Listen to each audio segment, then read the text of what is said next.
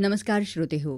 आरोग्यम धनसंपदा या कार्यक्रमात आज आपण पॅलिएटिव्ह केअर म्हणजेच उपशामक काळजी याविषयी अधिपरिचारिका समीक्षा दैत यांच्याशी गायत्री भरणकर यांनी केलेली बातचीत ऐकणार आहोत. श्रोतेहो नमस्कार. कार्यक्रमामध्ये आपलं स्वागत. मॅडम नमस्कार. नमस्कार मॅडम. आज मला असं सांगा की जिल्हा स्तरावरती पॅलिएटिव्ह केअर कार्यक्रम राबवला जातो, म्हणजे गावागावामधून तुम्ही केअरटेकरची उपलब्धता निर्माण करता आहात. गावागावांमध्ये जसं की आशाताई प्रत्येक विभागामध्ये कार्यरत असते. आशाताईंना त्यांच्या एरियामध्ये जे काही पॅलिएटिव्हचे पेशंट असतील, आपल्या विभागामध्ये कोणत्या घरात पॅलिएटिव्हचा पेशंट आहे हे त्यांना माहीत असतं किंवा त्यांनी ते शोधून काढायचे आहेत. त्यानंतर ते ANM स्टाफ असतात, MPW, तसेच सामुदायिक आरोग्य अधिकारी ज्यांना आपण CHO म्हणतो, हे उपकेंद्रावरती कार्यरत असतात. त्यांच्याद्वारे त्यांना गृहभेटी करायच्या आहेत. जर समजा त्या रुग्णामध्ये काही समस्या जास्त प्रमाणात आढळून आल्या तर त्यांना PHC म्हणजे प्राथमिक आरोग्य केंद्र, ग्रामीण रुग्णालय किंवा मग जिल्हा रुग्णालयाला संदर्भ सेवा द्यायची आहे, रेफर करायचं आहे. अच्छा.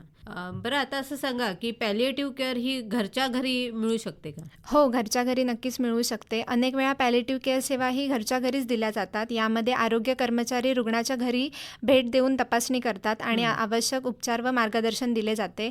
यामुळे काय होईल, पॅलिएटिव्ह केअरसाठी जे रुग्ण आपल्याकडे जिल्हा शासकीय रुग्णालयामध्ये भरती होतात त्यांचा तिथे स्टे करण्याचा म्हणजे राहण्याचा काळ हा खूप मोठा असतो. त्यामुळे हॉस्पिटलच्या रुग्णव्यवस्थेवरती पण जास्त ताण येतो. त्यामुळे पॅलिएटिव्ह केअर ही जर घरी दिली गेली तर तो ताण देखील कमी होईल. रुग्ण हा आपल्या नातेवाईकांसोबत आपल्या घरी कम्फर्टेबल असतो. तिथे ती रुग्णसेवा योग्यरित्या होऊ शकते आणि रुग्णावरचं मानसिक किंवा सामाजिक जे दडपण आहे ते कमी झालेलं दिसून येतं आणि कुटुंबियांचा सुद्धा याच्यामध्ये सहभाग आपल्याला घेता येतो. अच्छा, तो कसा? कुटुंबियांना आपण नर्सिंग केअर जी केली जाते रुग्णाची, कारण पॅलिएटिव्ह केअर ही नर्सिंग केअर त्याच्यामध्ये सर्वात महत्त्वाची आहे. तर ती नर्सिंग केअर कशाप्रकारे रुग्णाची केली गेली पाहिजे त्याच्याविषयी आपण कुटुंबियांना गायडन्स देतो. कशाप्रकारे प्रोसिजर केल्या पाहिजेत, रुग्ण जर एखाद दिवस मानसिकरित्या अधिक खचलेला दिसेल तर त्याचं कशाप्रकारे समुपदेशन केलं पाहिजे याच्याशी संबंधित आणि त्याला कोणत्या प्रकारचा आहार दिला गेला पाहिजे, औषधोपचार कसे केले गेले पाहिजेत, या सर्वाविषयी रिलेटेड आपण त्यांना गायडन्स करतो.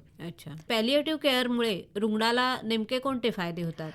यामुळे रुग्णांची वेदना कमी करण्यासाठी मदत होते. मानसिक शांती, सामाजिक समाधान आहे ते मिळतं रुग्णांना.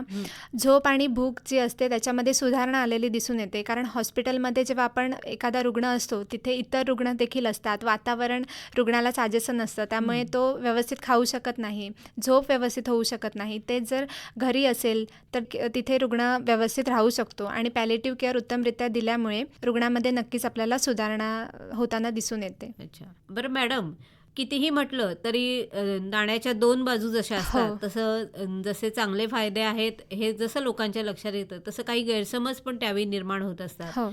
तर समाजामध्ये पॅलिएटिव्ह केअरबाबत काही गैरसमज आहेत का? कोणते असे? काही लोकांना असं वाटतं की पॅलिएटिव्ह केअर म्हणजे उपचार थांबवणे, म्हणजे आता त्या रुग्णाचा मृत्यू हाच त्याचा शेवट आहे. पण असे नाही आहे.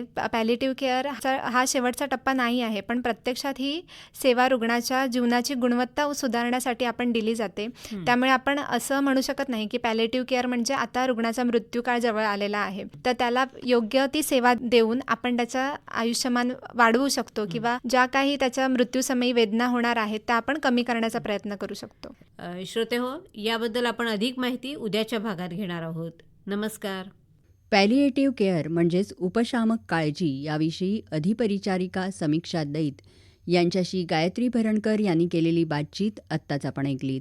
या कार्यक्रमाचे सादरकर्ते होते विवेक वानखडे. ही आकाशवाणीच्या रत्नागिरी केंद्राची निर्मिती होती.